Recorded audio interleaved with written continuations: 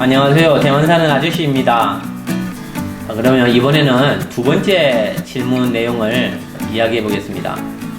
질문 내용이 이렇습니다. 저는 하나님께 새벽에 기도 열심히 하고 오후에 철학관에 갈 때가 가끔 있습니다. 그런데 그중 몇 군데에서는 예수님이 하나님의 뜻과 달리 조상님께 제사를 드리지 않으면 안 된다고 하는데 어떤 것이 진실인지 정말 갈등합니다. 저는 어찌해야 될까요? 하나님이 계시는 것을 저는 믿고 꿈속에서 경험한 일이 있습니다. 그런데 하나님께서 우리가 제사를 지내지 말라 하셨는데 저는 시댁은 다들 유교입니다.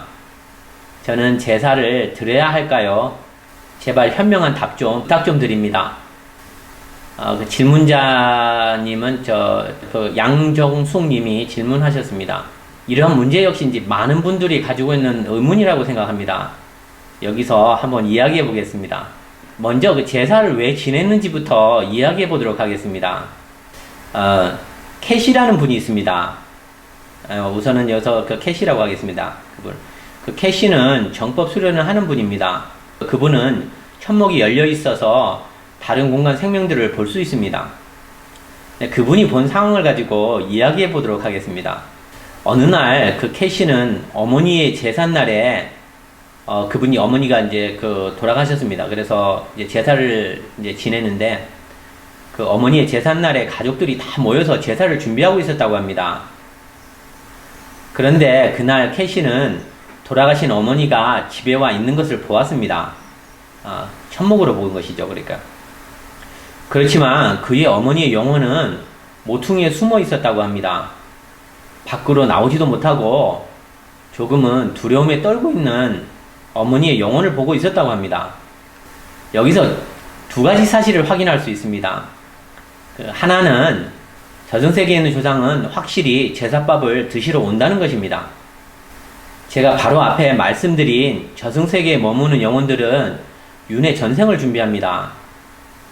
물론 윤회하고 싶다고 해서 마구 윤회할 수 있는 것이 아닙니다.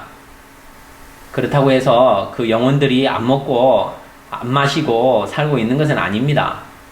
저승세계의 영혼들도 먹을 것이 필요합니다.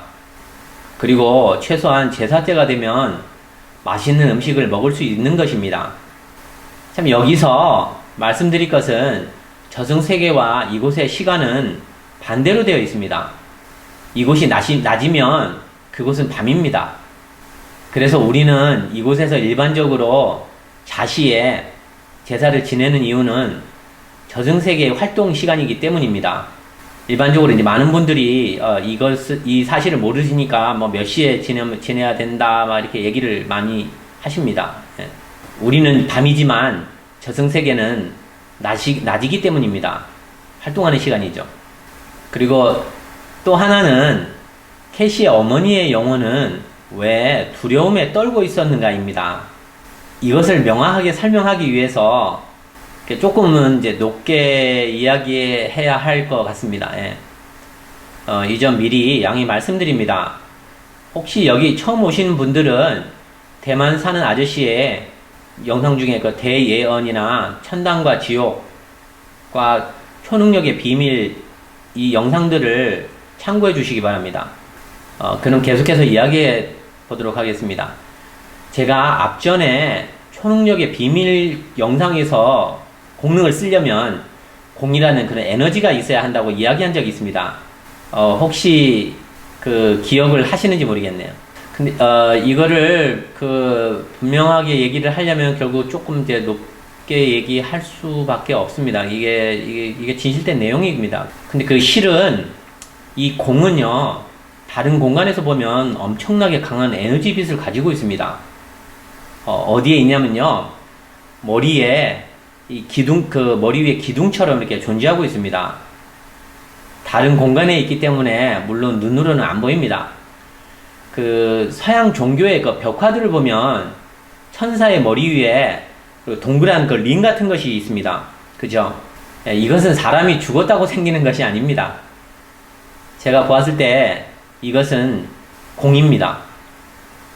일반적으로 정법 수련하는 사람들이나 다른 종교에서 수도하시는 분들의 머리 위에 존재합니다. 공에서 이렇게 발하는 강력한 그 에너지 빛은 저승세계에 있는 영혼들에게는 너무나 강력해서 상해를 입힐 수 있습니다. 그 천목이 열려서 이것을 볼 수 있는 분들은 이야기합니다.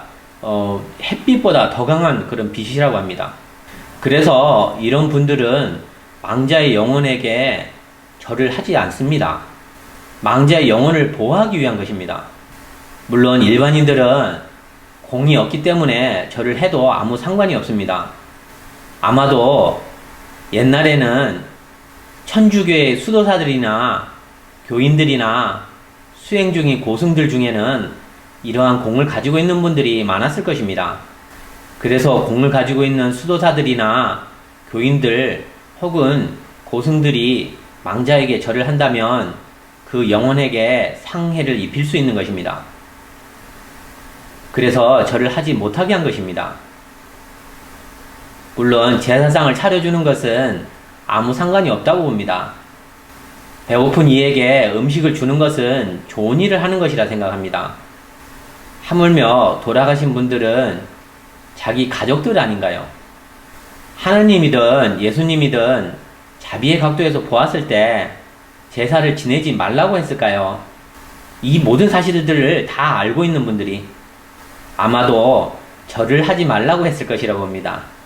이제 이런 문제에 봉착했을 때 있지 않습니까? 신의 각도로 한번 생각해 보시면 그것이 그 신의 각도는 실은 어떻게 보면 선의 각도거든요.